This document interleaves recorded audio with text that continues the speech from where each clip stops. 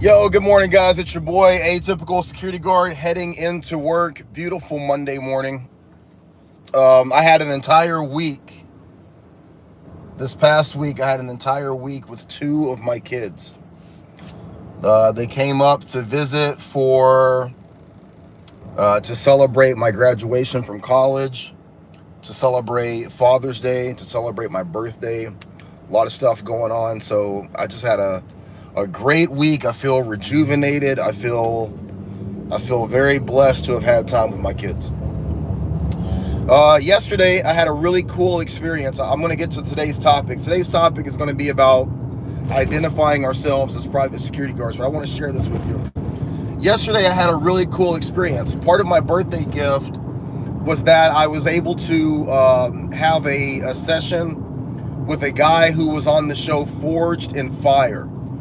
Forged in Fire is on the History Channel. People make like knives and swords. And if you get further along in the show, then you get to test the sword out. And it's all about being like a master swordsmaker, right? So one of the guys that was on one of the seasons, he lives here in the area. He makes custom knives. He does everything in this awesome studio. And the thought process was that we were going to take an old wrench. I had a wrench that was from I think the guy was a welder. It was a wrench from a welder from the 1930s. And I wanted to turn this wrench into a knife, right? And we were going to make a ringer knife out of it. Well, every time that we heated it up and, you bang on it, you heat it up, you bang on it, you heat it up, and you bang on it. You do this process over and over again. And by the time we got to about the fifth or sixth time of heating it up, and I'm talking like really heating this thing up, it just started to crumble. The whole thing just broke into pieces, right? So he called an audible. He was like, listen, I can make a knife for you really quickly out of a piece of rebar, and it came out super cool. My point in bringing that up is that what ended up causing that wrench to break was the repeated stress. And he even said that. He was like, we're putting so much stress on this metal, and some metal just can't handle it. We're putting it into the furnace, we're bringing it out, we're stretching that metal, we're abusing that metal, we're putting that metal through so much stress. And he literally said every metal is not built for this. And I thought that was a very good analogy, not just for private security guards, but for men in general. A lot of times men break. I know that I've said a lot about, how much I dislike Portland, how unhappy I've been in Portland. And I had a conversation with a couple of guys at work the other day. Just seems like a lot of people are kind of at their breaking point. A lot of people are stressed out. You see the economy's kind of wonky right now. Inflation's through the roof. A lot of people are worried about their finances, their bills, worried about their jobs. You can't break, guys. You can get stressed. You can get bent out of shape. Just don't allow yourself to break. So I thought that was a good analogy. I had somebody that commented on one of my posts the other day. And I think it was a post where I put up my birthday pictures or whatever. And one of my pictures had my security guard number. I used to wear, you have your identifying tags on your vest. Generally, it says security, and then it might say your last name. When I first started working, I had my security patch on this side, and then I had my officer number on my left side. And what had happened was, when I got my vest originally made, I got it made at a law enforcement shop. So when I was first working here in Portland, this shop, like, they pump out all of the vests, all of the equipment for the police department, for the corrections department, for the sheriff's department. So I think that when the guy, and I'm really good friends with them now, I think that it was just second nature. So when I ordered my patches, he was like, what's your officer number? And I gave it to him. So when I first started working here, and I'm in full uniform, I've got my DPSST number on the left side of my vest. Now, law enforcement, they are required to give their officer number. In a lot of states, they've mandated that officers have to do that if they're asked to provide that. Private security is a little bit different. We're not mandated to, number one, we should not be wearing our number, and I'll tell you why here in a second. But number two, our producing our credentials is relegated to the card itself. So we get a officer card, security guard card. People always call it the guard card, right? And on that card, it has your DPSST number. It has your DPSST number and your pertinent information. The standard for producing that to the general public is upon reasonable request. So any person at any time can walk up to you and say, hey, can you show me if you have your DPSST card? And if it's a reasonable request, you're required to show that card. You don't have to hand the card over. You don't have to give them the card. You don't have to allow them to write down your information. You just have to produce it and show that you have it. It's a part of transparency and accountability.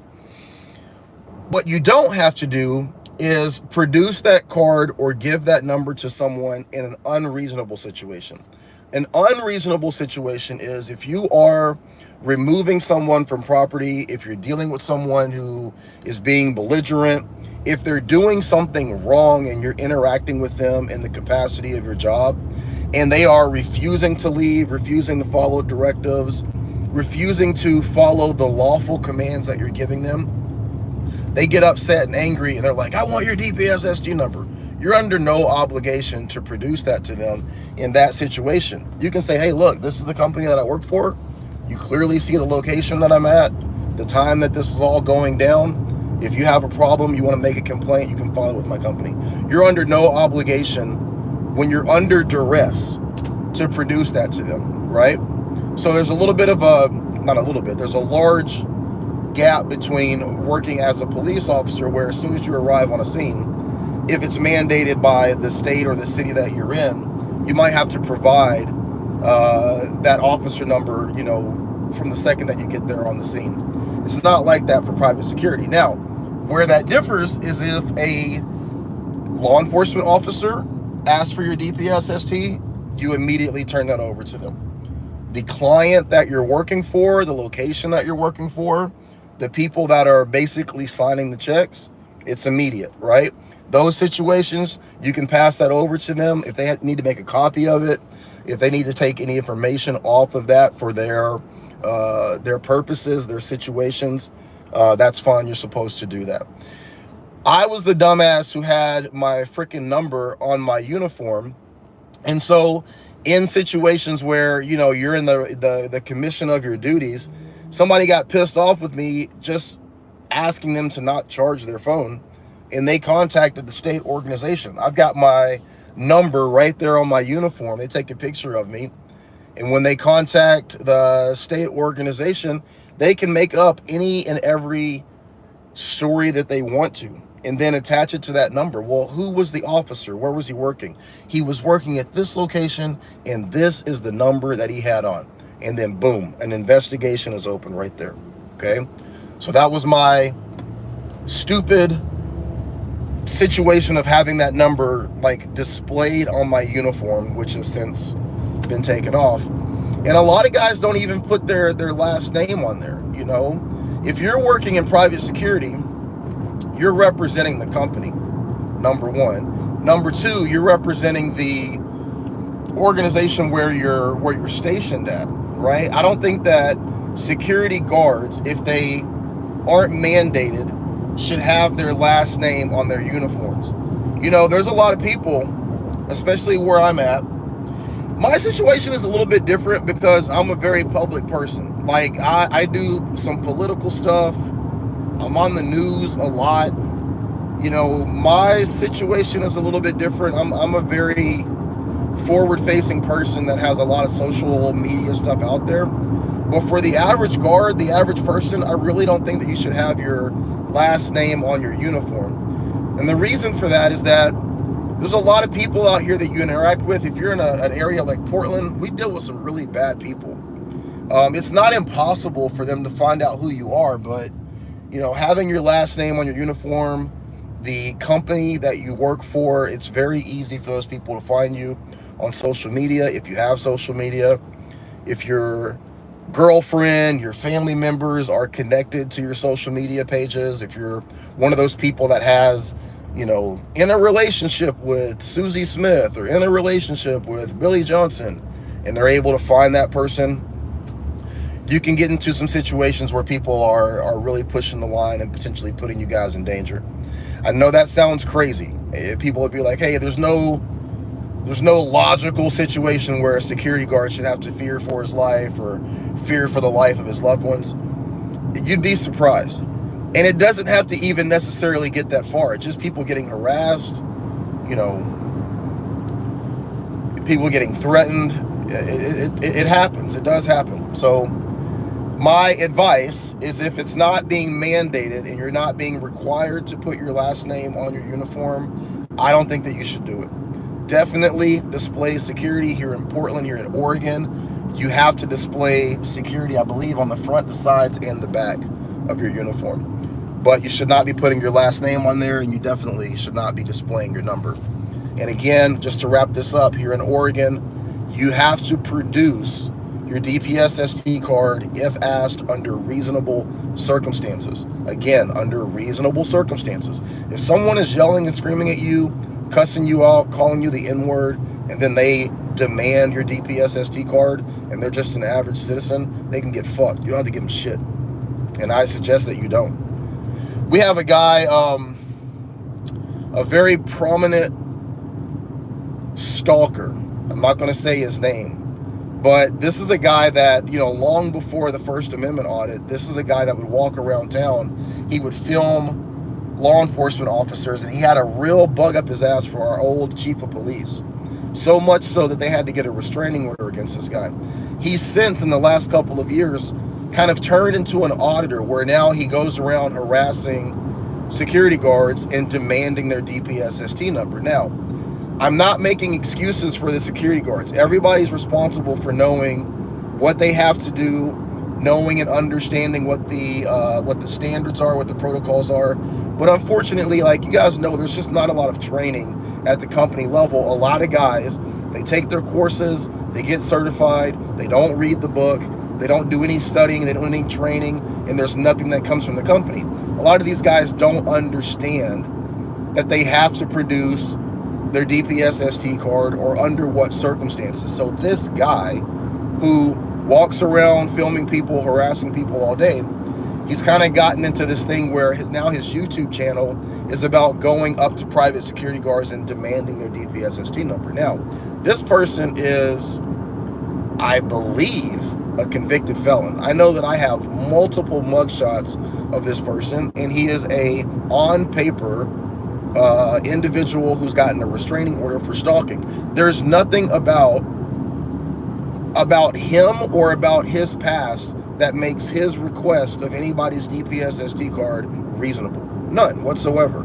And I've told this story before. I keep a picture of his mugshot with his charges on my phone. And there's been one time that I can talk about with transparency, where he attempted to pull that shit with me, and I showed that on my phone to his camera, and he tucked tail and he ran, right? But a lot of other security guards don't understand that. They don't know that information. They're not privy to that.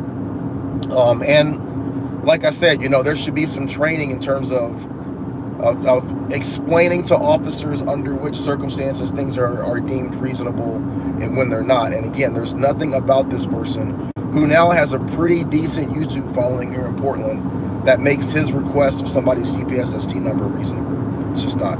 So that's the gray area. I hope that I've answered your question. That is the standard for producing identification if requested. Let me see if I got anything on here.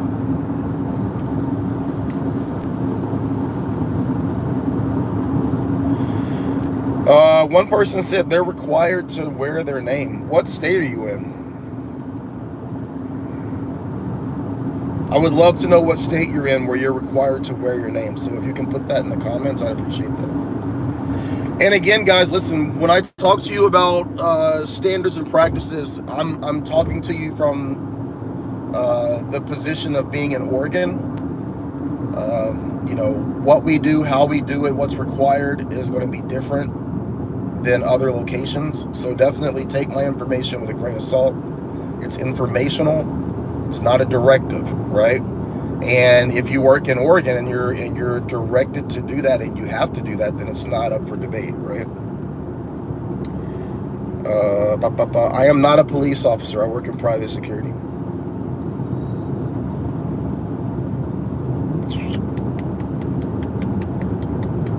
Oh, you're in Georgia. Wow. Hey, to the person that's in Georgia, do you guys have a law that restricts assault on security guards? I think it was Texas and Florida. I think Texas and Florida, it is like a class 3 felony. I think in Texas it's a class 3 felony to assault a security guard. I love that. I love that. We need that. We need that across the nation. There's way too many private security guards, especially those guys and females that work in unarmed locations, that get taken advantage of. And unfortunately, you know, a lot of times when the cops respond to situations where security guards have been assaulted, they have no desire to really press the issue. I think having something on the books to where it's not even negotiable, you put your hands on a private security guard in the commission of their lawful duties, you're going to get some fucking time. I absolutely love that. I would love to know if in Georgia that's something that's on the books. Oh shit, she said yes it is. That's what I'm talking about. That's what I'm talking about, man. There we go. Okay, you said, okay, police officer, security officer, it's a felony. Okay. I'm going to look it up, because you said if you hit a police officer, aka a security officer. So does that mean a police officer when they're working off duty as a security guard, or does that mean a security officer? But I will look it up myself. I appreciate you giving that. I want some clarification, but I'll look it up.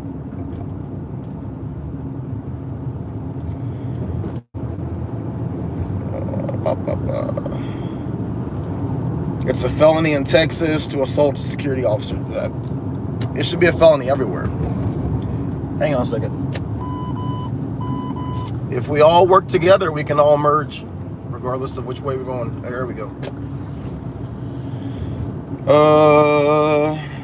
In the commission of their lawful duties. Yeah, okay. I like that. I truly think you should be able to assault police under the right conditions.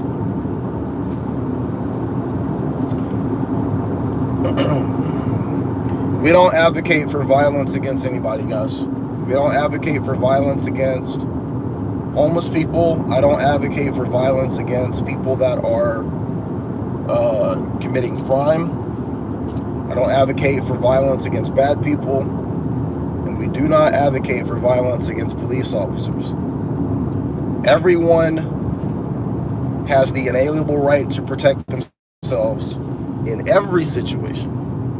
Okay? If you are in the right and of no fault of your own, you are placed in danger, you have the right to protect yourself. That is 180 degrees different from perpetrating violence on somebody. If you're the kind of person that thinks that that's okay, you're on the wrong channel. We don't do that here. And I'm at the point now where on this social media platform, I'm not going to even engage with like the bullshit. There's a lot of people, for whatever reason, and I get it that I'm older, but there's a lot of people for whatever reason that think that it's cute or funny to just say random shit on these streams.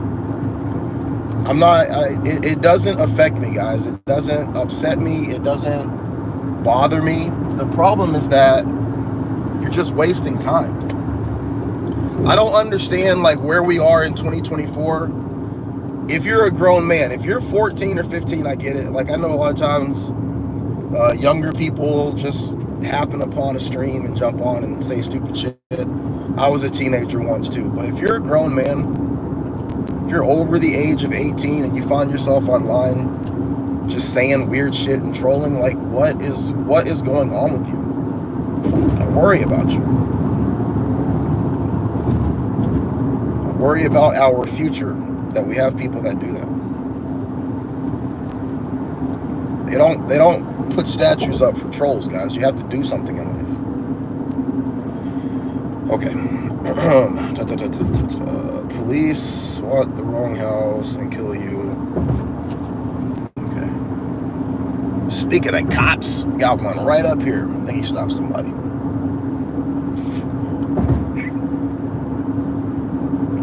All right, guys, I am pulling up to my work location. A couple of things before I get off of here. I hope that what are you doing? Bro, come on. I hope that you guys have a great day. If you're working, please be safe. Watch your back, okay? There's a lot of mass shootings uptick, guys. You saw that the last mass shooting at a grocery store. Everybody's always making jokes. Why are you guys so kitted up? You work at a grocery store, work in a retail environment.